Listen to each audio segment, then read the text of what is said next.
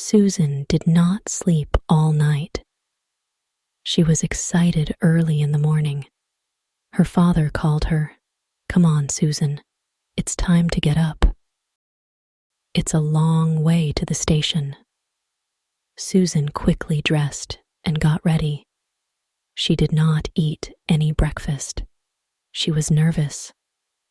She was going to visit her aunt in Naira. She was going alone in a train for the first time. Susan and her father left the village and began to walk to the station. It was a long way. They reached the station at midday. Soon the train came. It was nearly empty. Susan got in. She was terrified. It was her first journey away from home. "Your aunt will meet you at Naira," her father said. "Be careful now, Susan. Don't talk to strangers." The train started suddenly, and soon it was going fast. Susan watched her father. He looked smaller and smaller. Then he disappeared. The train journey was very long. Susan looked out of the window. The fields and trees, villages and animals rushed past. After a long time, she began to feel sleepy. She was very tired. Slowly, she fell asleep. Later, Susan woke up. It was dark outside. She felt small and lost. She was a long way from her village and her father. There was a man in the carriage with her now.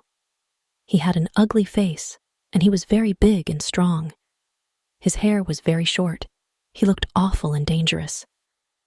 The man smiled at Susan. "Hello," he said. "You're awake now, are you? Where are you going?" Susan remembered her father's words. She did not say anything. "Are you going to Polona?" asked the man. Susan was surprised. "No, to Naira," she said. "Naira," said the man, "but we passed Naira 2 hours ago. You were asleep." Susan wanted to cry. She sat very still. It was warm in the carriage, but Susan felt cold. "We've passed Naira." She asked. "Yes," said the man. Susan thought of the journey back to Naira. How much did it cost? She did not have any money.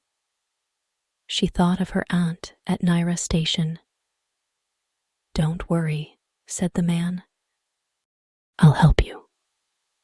What's your name?" "Susan," she said. "My name is Simon," said the man. "You can trust me, Susan." Susan looked at Simon again. He was very ugly. He had a long scar on his face, and he looked dangerous, but he seemed kind. Was he good or bad? Susan did not know the train began to slow down. Simon got up and looked out of the window. Susan saw a newspaper on Simon's seat. There was a photograph on the back page. It was Simon's photograph. Above the photograph was a headline. "This man is a dangerous fighter." Now Susan was sure Simon was a bad man and dangerous too. He was a criminal. Susan must be careful. She must get away from him quickly. Simon left the window. "We're coming into Polona now," he said. "Stay with me. I'll help you." The train stopped. Susan jumped up and ran to the door. She wanted to run away. The door was very heavy. She could not open it. Simon was standing behind her. "I'll open it," he said. At the station exit, Susan was stopped. "Where is your ticket?"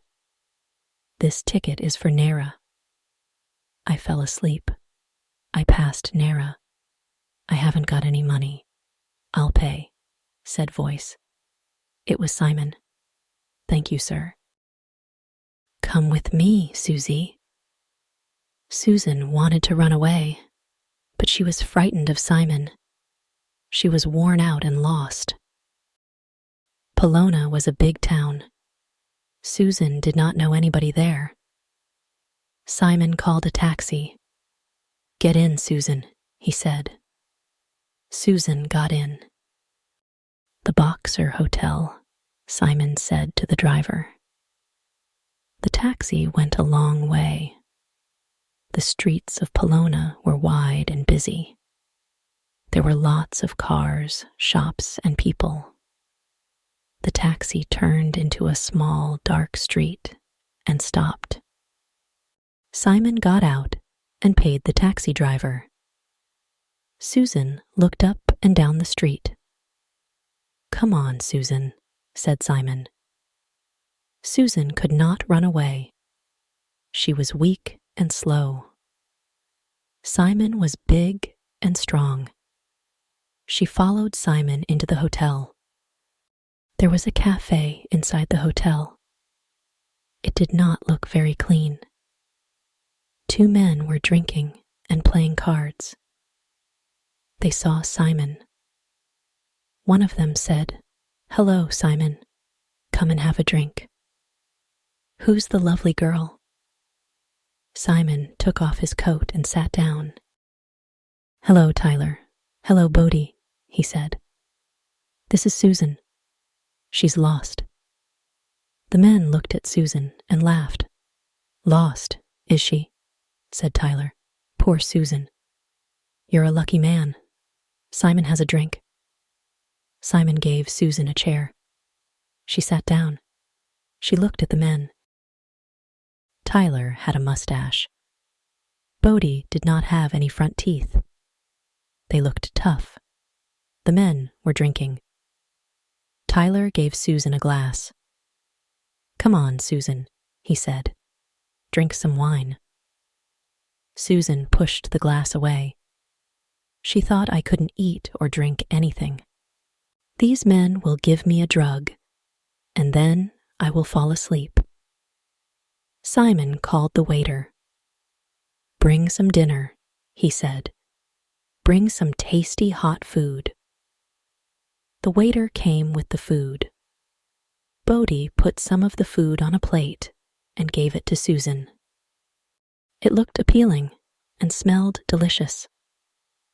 Suzan forgot about drugs and began to eat. She ate quickly and finished everything. She put her spoon down. The men were looking at her. They laughed. Suzan was terrified again. "Come on," Suzan said. "Simon, you're tired. You must go to bed now." He took her arm and locked her door. Simon said, "Tyler, there are bad men in Polona. You must keep her safe." Bodhi laughed. "Good night, Suzan," he said. Simon took Suzan upstairs and into a bedroom. Her heart was beating fast. "Good night," Suzan said to Simon. He smiled at her. "Don't worry, you are safe here." Suzan did not say anything. Simon seemed kind, but she remembered the newspaper. Simon was dangerous, and his friends looked dangerous too. She must escape. Simon went out of the room and shut the door. He locked it and went downstairs. Suzan sat on the bed and cried. Downstairs, the men drank and played cards. Suzan heard their voices. They were laughing. After a long time, she fell asleep. Suzan woke late. The sun was shining. She looked out of the window. The waiter was sitting outside in the street. He was smoking a cigarette and reading a newspaper. Suzan looked around the room. It was dirty. There was some old paper on the floor in one corner. There was a small table with some things on it. Suzan had an idea there was a pen on the table.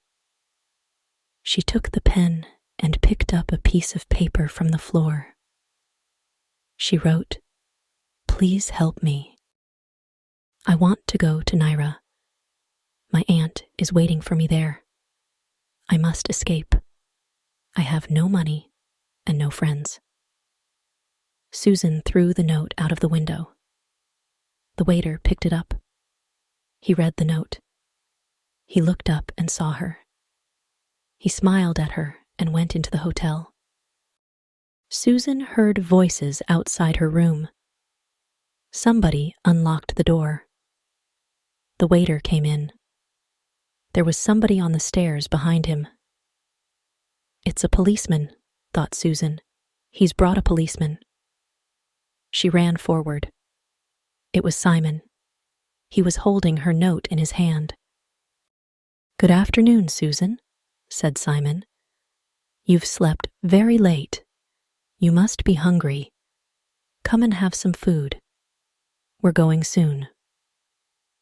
The waiter smiled at Simon. Suzan understood the waiter did not want to help her. He and Simon were friends. Suzan went downstairs with Simon, and they gave her some food, but she was not hungry. She did not eat or drink anything. Simon went outside in the street. Suzan heard voices. Simon was talking to a man. What were they planning? Simon came inside again. "Come on, Suzan, we must go now," he said. A taxi was waiting outside. Suzan and Simon got in. "Where are we going?" Suzan asked. Simon looked at her. "'Til take you to your aunt later," he said. "First, I have an important job to do." Simon smiled. The smile twisted his face. He looked very ugly. Soon, the taxi stopped. Simon and Suzan got out. They were outside a big building. There was a notice outside. Suzan understood now that Simon was a boxer. Dangerous fighters meant excellent boxers. Simon was not a criminal. Suzan followed Simon into the building. It was a huge hall. There were seats on all sides. In the middle was the boxing ring. Tyler and Bodie were waiting for them. "Stay here, Suzan," said Simon. "Tyler and Bodie will look after you." "I must go now." Tyler and Bodie shook Simon's hand. "Good luck, Simon," said Bodie. "You'll win all right," said Tino. Suzan smiled at Simon for the first time. "Good luck, Simon," she said. Tyler and Bodie took Suzan to a seat beside the ring. Tyler sat on one side of her and Bodie on the other. Suzan sat quietly and waited. The two men talked excitedly. "Simon's going to win," said Tino. "Of course he'll win," said Bodie. "He's the best fighter in the country." Suzan listened. Simon was famous. "Everybody wants him to win," said Tino. "Everybody likes him." "That's right," said Bodie. "Simon's a phenomenal boxer, and he's a decent man too." "One knows a story about Simon," said Tino. "One night he was asleep in bed. He heard shouts in the street, and he looked outside. A house was on fire. He ran outside. There was a child in the burning house. He went inside and saved the child, but he was badly hurt. His face was burned, and he got a bad scar." "Poor Simon," said Bodie. "That's why he's so ugly." They both laughed. Suzan was listening quietly. She now understood everything. She was safe with Simon. She felt sorry for him. "Is the fight going to start soon?" she asked Tyler. "Yes, of course," said Tyler. "It will start very soon." The hall was full of people now.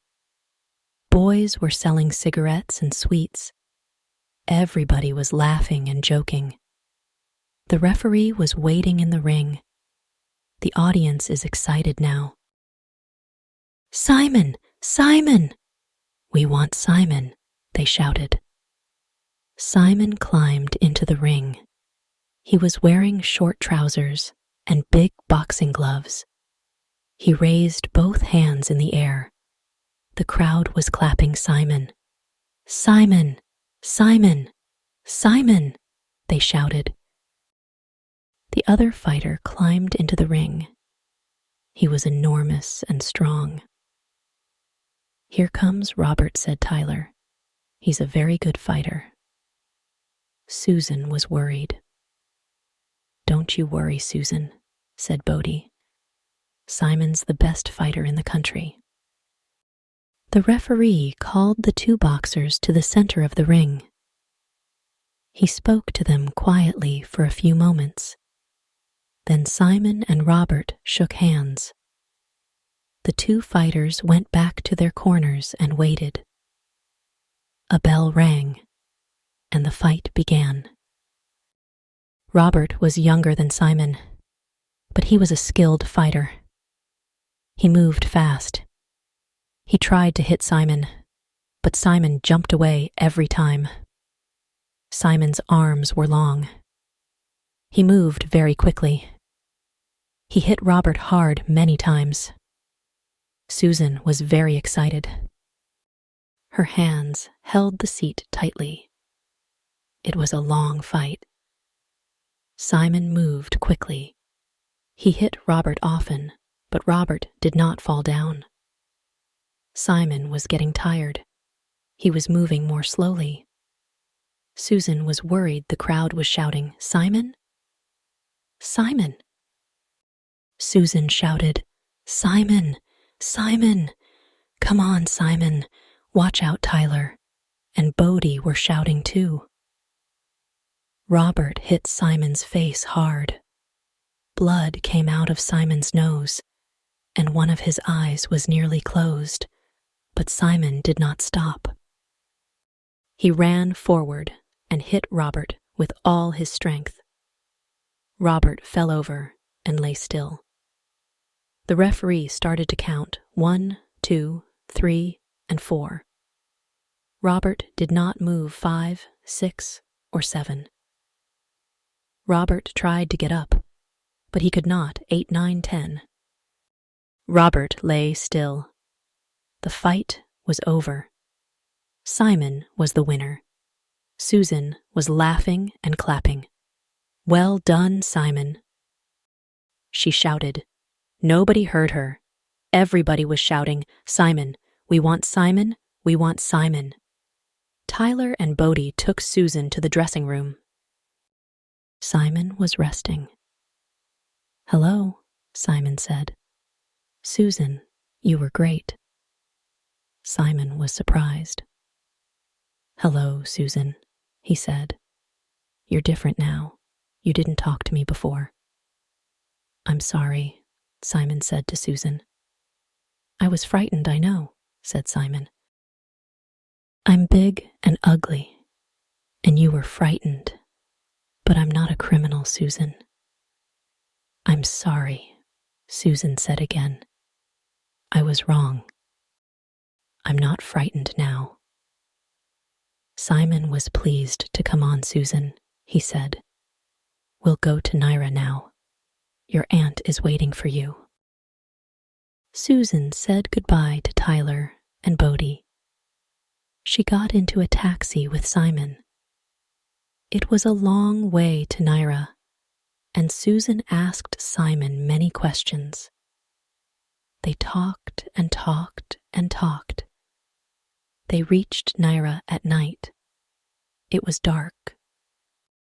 Simon knew Naira. He quickly found Suzan's aunt's house. They knocked on the door. Suzan's aunt was standing in the doorway. She was crying. "Oh, Suzan, Suzan," she said. "Thank God you are here at last." Then she saw Simon. He looked terrible. His face was cut and bruised after the fight, Suzan said. Who is this man? Auntie asked. Suzan said, Don't be angry. This is Simon. I fell asleep on the train. I passed Naira station. Simon helped me. He took me to a hotel. He brought me to Naira in a taxi. Suzan's aunt looked at Simon again. Wait a minute. She said she ran inside. She came back with a newspaper. Simon's photograph was on the back page. Are you Simon, the boxer? She asked. Yes, I am, said Simon.